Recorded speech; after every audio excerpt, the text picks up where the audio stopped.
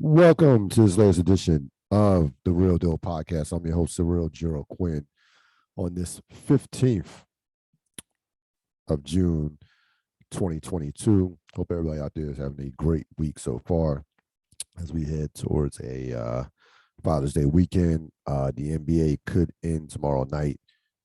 Game 6 of the NBA Finals will take place, of course, at the TD Garden in Boston. Boston trying to stay alive to save their season and force this to a game 7. We are going solo tonight. No Robert Sapp. He will be rejoining us next week, and we'll just we got some special stuff planned that I just had to put on the back burner because he wasn't here. In terms of some wire stuff, some NFL stuff as well. We're gonna do a whole just NBA wrap up, top 5 players, talk about what the league could look like next year, free agency, some stuff like that. So we have a big show. So trust me, and Robert Sapp will have plenty to say. We'll talk about that when he gets back. But we stand here now with Golden State taking full control of this series, up 3-2. This series changed rather quickly. You remember after game 3, it was Boston that was in the catbird seat, being up 2-1, coming off a 16-point, smacking of Golden State, home court, game 4 at home. And again, these playoff series, it's amazing how things can change quickly within minutes. Boston has and before we even talk about game 5, you gotta go back to game 4 because there was a lingering effect, a carryover effect without question. You heard Van Gundy mention it during the broadcast from game 4 that led into game 5. There's no two ways about it. Boston, has a 5-point lead in game 4 at home. They have a 5-point lead, 91-86. And then, they had let's go from they had 94. They were up by 5 in the fourth quarter. Then Golden State goes on a 11-4 run without Draymond Green. And all of a sudden, Golden State's up by 3 at 97-94. Curry hits the big 3 to kind of ice it at 100-94. I know Horford made a 3 later, but at that point, Golden State was in total control. As a matter of fact, Horford made 3 to cut it to 3 from 100 to 97. Then it became somewhat of a free throw game. And Golden State was able to wrap it up. Boston, of course, had a bunch of turnovers. Boston, of course, completely fell apart in that fourth quarter. And you think about this. So from the second half of game 4 up until midway through game 5, the first quarter, midway through game 5, Golden State outscored Boston 82-51. 82-51. You have a team in Boston that, frankly, just is not tough enough as far as at this level in the NBA Finals right now. That to me is the difference in the series. And we could talk about, we could talk about the turnovers. We can talk about how the winning team has won the points in the paint. We can talk about the fact that the teams who've had the most shot attempts are 5-1 in the series. There are a lot of things that can tell you from the stat sheet who's going to win the game. But the number one thing to me, and we'll get to the fact that Golden State has probably had the 2 best players in this series. We know Steph Curry clearly has been the best player, but we'll talk about Andrew Wiggins later on. But the bottom line to me is Golden State is a tougher basketball team. They are a more mentally tougher basketball team. Not to say the Celtics are not tough. It takes a lot of mental toughness and intentional fortitude to win back-to-back series in Game 7, especially when they game 7 on the road as they did Miami, especially being down 3-2 winning in game 6 in Milwaukee against the defending champions. All that B minus Chris Middleton. So we understand, taking out Brooklyn and sweeping Brooklyn, a talented Brooklyn team, a troubled but talented Brooklyn team. So I'm not questioning Boston's mental toughness. I'm just saying that it's not on par with Golden State. Golden State in this series has answered the bell every time. Every time. You think about it. Game 1, you're down. They're down. Game 1, they're in total control of the game. Boston hits them with an avalanche in the fourth quarter and just destroys them 40-16. They lose by 12. They bounce back in game 2, win by 19. Game 3, Boston completely controls that game. Is winning the game 4 into the fourth quarter. Benches Draymond Green gets benched for 4 or 5 minutes in the fourth quarter. For 5 minutes in the fourth quarter, and they still come out and win that game. Right, game 5, they control the game for most. They control the game for most of the first half. They get hit in the mouth by Boston, 35-24 in the third quarter. Boston takes a lead, but Golden State rallies and finishes the third quarter with enough with the lead and takes control in the fourth quarter. Every time Boston has hit them, they have answered. Every time in this series. And there's something to be said about that. It's one of the reasons why I picked Golden State to win in 7, because of that. Just you cannot replicate finals experience. It is a different level at the finals. We've seen this in series where 2011, maybe that 2011 is a bad example because that wasn't about experience, but I would say in 2012. Oklahoma City, Miami. Oklahoma City, I can make a case, had more talent than top to bottom than Miami, but Miami had been there. Miami had a number of guys that had been in the finals. They had just lost in the finals the previous year. Oklahoma City's brand new, 24-year, 3-year-old Kevin Durant, 22-year-old Russell Westbrook, and Harden. All those guys are basically under 25, and Miami won a number of tough, close games in that series. That series is a lot closer than people really realize. That 2012. You go back, the only game that only game 5 was the only game that got away. The rest of those games, 2, 3, and 4 were right there for the taking for Oklahoma City. Like that was a very closely contested 5-game series. It didn't feel like a 5-game series. It felt more like a 6 or 7-game series from a competitive standpoint. But the bottom line was the championship experience. Like you can't, it's just something that cannot be replicated. And Golden State has just up to this point has outlasted Boston. They just have outlasted them. They take their punch, respond. Take their punch, respond. And if you're Boston, that can creep up into your head from a mental standpoint. Like, oh, so this team is not going to go away. We've hit them with haymakers, and they're still here.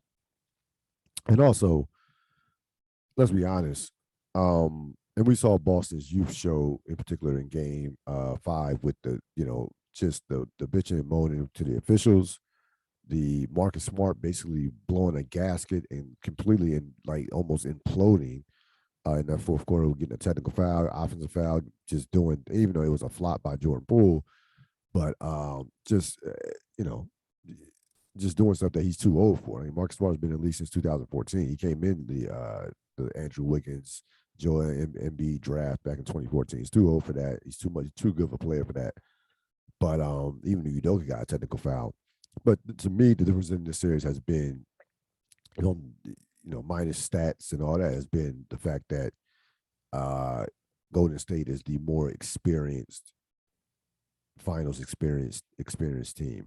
Now, the second big part of this, when you look at the second big part of this, of course, is Andrew Wiggins. And that's where we're going to be going with the deep dive. Andrew Wiggins has clearly, to me, been the second best player, not only on Golden State by far, but the second best player in this series. Even I would even put him ahead of Tatum and Jaylen Brown for what he's doing on both ends of the floor. He's holding Tatum to 37% 37.5% from the field. He leads both teams in rebounds, shots contested.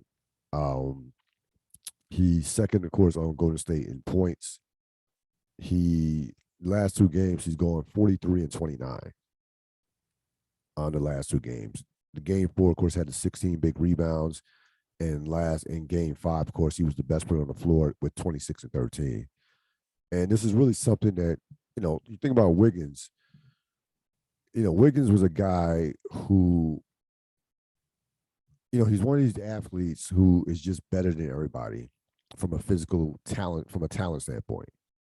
He's a high school All-American, McDonald's All-American, All-World in high school, goes to Kansas, had an excellent freshman year there. And he just got the game comes so easy to a guy like that sometimes they don't feel like they have to work as hard. So you combine that with going to literally one of the worst cultures in the NBA in terms of Minnesota, and that's how you get to a point to where you have your, the late Flip Saunders saying that calling some of his minutes on the court wasted minutes, because you would literally forget that Andrew Wiggins was on the floor. So you combine that, you combine all that, you say, well, this guy is just an empty calories guy from a stat standpoint. He can get 20 in his sleep, but he doesn't rebound. He's not making other people better. He's not even trying to play defense, even though we know that he has the physical capabilities of being a top level two-way player, defensive player. Could be even a defensive player of the year type player, but we never saw that in Minnesota. So you get him in a situation where in Golden State, and again, that trade, so you think about that trade that that Golden State made to get him, it's going to be one of the steals of the next decade. Like when we go back and look back on it, you get Wiggins, you can trade D'Angelo Russell for Andrew Wiggins for Andrew Wiggins and the Kuminga and Jonathan Kuminga. I think Kuminga has poor man's Kawhi Leonard written all over him. I really think I like Kuminga a lot. I'm not surprised, but I thought Kuminga would play in this series a little bit, but clearly Steve Kerr is going with the experience, even giving Iguodala minutes at his advanced age of 38. But that trade is just it's just a flat out steal, to say the least. And now this is the player that Wiggins, to me, Wiggins' ceiling would have been Vince Carter, right? A guy who can be the best player on a playoff caliber team. Wiggins is not a number one on a championship team, a number one from that standpoint. I don't think you could build. I don't think Wiggins could be. Wiggins can't be the best player on the team that can win a championship. But that list is short. That list is very short in terms of best player on a championship team. But if Golden State takes care of business, he's going to be the second best player on a championship team. So you're talking about a guy who is now, if I take the non-superstars, one of the more valuable two-way players in the league, as far as in terms of trade assets, as far as what he does. Like that is the guy that you want. Me and Rob talked about this a couple of weeks ago with two-way players and how you're trying to build teams. You're looking for a guy that can defend, that can play, that's going to play on both ends. Like that, he is the perfect guy for that. Like you're looking for Andrew Wiggins type, not a superstar, of course. I know he made the All-Star team, probably not even going to be a perennial All-Star, but a guy that can literally, match up, can literally guard 3 to even 4 positions, and can score, and on a given night can get you 20 to 25. And give him all the credit in the world. Give Golden State the credit, of course, for player development, that culture, but give him credit for saying, look, I'm not just going to be a stats man. I'm going to go out here. I want to win a championship. I'm going to do whatever it takes. He's improved. The main thing with him is his shot selection. He's improved his shot selection, and he's clearly improved as an improved rebounder. especially in these playoffs. He's averaging basically 18 and 10, close to 18 and 10. And again, he has been nothing short of spectacular. He's been consistent in these finals. He has been consistent throughout the course of these playoffs. He's whatever they needed, he's given them, and he saved them in Game 5 because you survive a Steph Curry 7 for 22, 16 points, eight assists game. I'm telling you right now, there's no way in the world that if you tell me Steph Curry scored 16 points on 7 for 22, that Golden State's winning that game. There's no way. That I would have took that. I would have bet the fun not anything, but I'm not a betting man, but we could have put 20 or 30. You could have put $50 on that. I would have been like, all right, I'll take it'll be the easiest $50 I ever make in my life. And listen, with a Wiggins, you look back at that draft, 2014. If we did a redraft, right? No, Jokic would go 1, Embiid 2, Wiggins would go 3, Marcus Smart probably would go 4. Those would be your top 4 picks in that 2014 draft. So, again, it goes to show you the importance of culture. It goes to show you that some guys are just late bloomers. It goes to show you that what it means to be a two-way player. And again, you're thinking about Wiggins. I wouldn't trade Wiggins. Like I wouldn't trade him for Bradley Beal. Who are you trading Wiggins for in the offseason? He's a trade. Who are you that's gonna make your team better?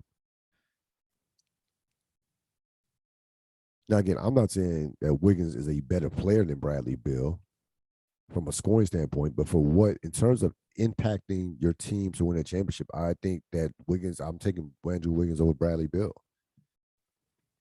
because he fits perfectly with what Golden State is trying to do. Like, who are you trading Wiggins for in the offseason? He has 1 year left on his contract at about $33 million. They're going to have to re-up him after this year. There's no way. I cannot see just a situation where Wiggins is not on the team in the future. 27 years old, has a chance to be let's say Golden State does win, will be a champion and the second best player on a team that helped you win a championship. There's no way you can get rid of that guy. No way. And you have, again, I'm not really ready to close the book on a Wiseman. They have young talent coming up the pike from Golden State. They've done an excellent job at merging the veteran players with this young talent they have with Jonathan Poole and Moody and Kuminga. Like they have some nice, Gary Payton Jr. But again, this is something that we don't see. It is rare to see a number 1 pick, right? It not work out for his original team, and then he reinvents himself and becomes what Andrew Wiggins has become. That's very, very rare. Either number 1 pick is going to be a star or he's going to be a bust. More times than not, it's not too many in betweens. Either he's going to be superstar, all-star, or outright bust. Or the number 1 pick wasn't that good to begin with to where we had those expectations. Guys like Andrew Bogut or Michael Olin-Candy, guys that you knew were just number 1 because they were big. And it was a time where you just drafted, Sam Bowie or Michael Jordan. You just drafted size. Size trumped everything. That, Greg Oden, Kevin Durant. That's, of course, no longer the case. You're going to see more than likely the best player being taken, or player with the greatest potential being taken as a number 1 pick. But it's not that often you see a number 1 pick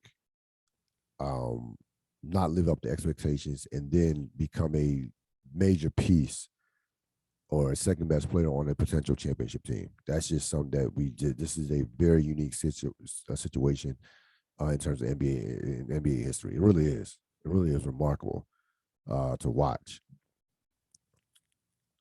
With that being said, the series is far from over. I'm not going these playoffs have been too unpredictable.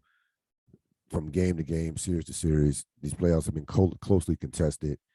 You've had a number of series go 6 games, a few go 7. I'm not counting the Celtics out. It would just be foolish. Um, Even though they haven't played well at home, they still have, like, if I'm Udoka, I'm like, guys, we win game 6. We are back in our comfort zone in terms of game 7. Like we've won game 7s on the road. We won a game 7 on the road. We've won 2 game 7s the last 2 series. Like all we got one home game to win to get into game 7. That's it. Like, so I think it's easy to paint a positive picture, a half glass full picture for if you're Udoka.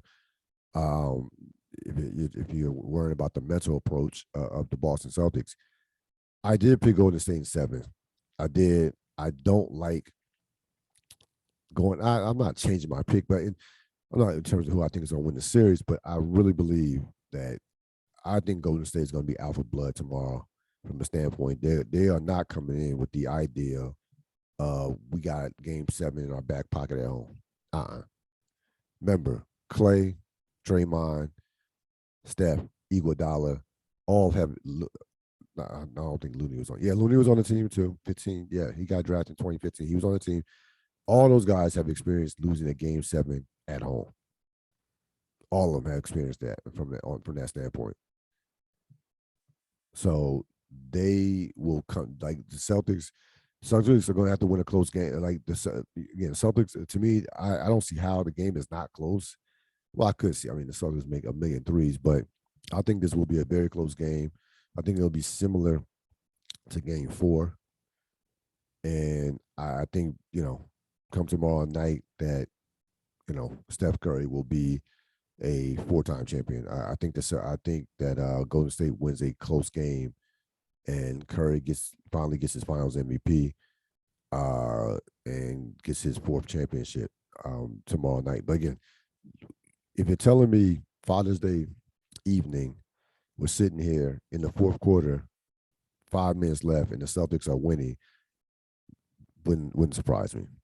It would not surprise. It would not. It wouldn't surprise. It just wouldn't. I don't think it's going to happen.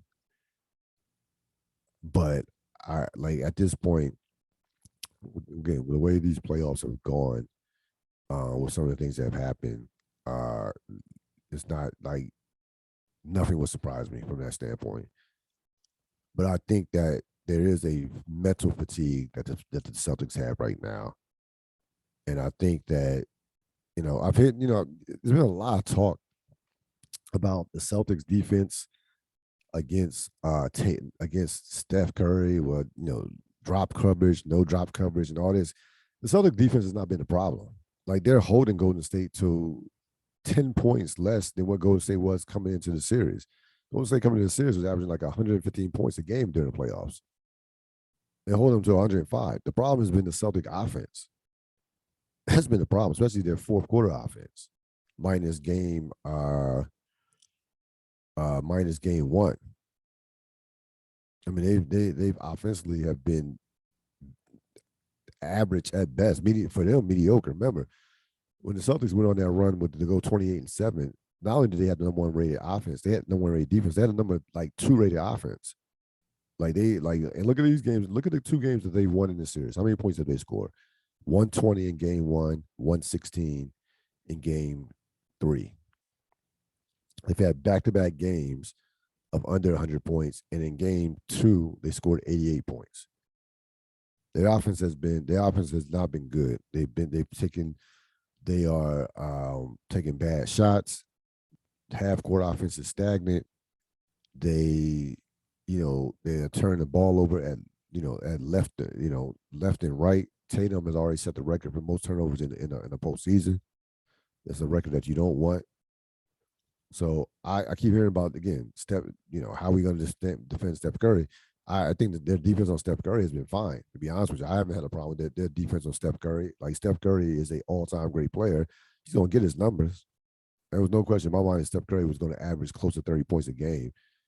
But I didn't think that the Boston offense, even though I picked Golden State, would be this bad.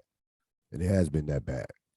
Now, but again, give credit to Golden State's defense. Golden State came in this playoffs, came in was the number 2 defense during the regular season. They've done some good things defensively against Boston.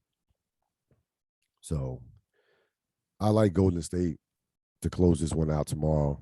Should be a very interesting game, to say the least. This series has been fascinating to watch from a strategic standpoint in terms of the matchups, the substitution patterns, the benching of Draymond, this emergence of Andrew Wiggins. And I don't think Game 6 will be any different. That's going to wrap it up for this latest edition of the Ril Dil podcast. I will see you next time. Enjoy the rest of your week. Enjoy Game 6 tomorrow. So long.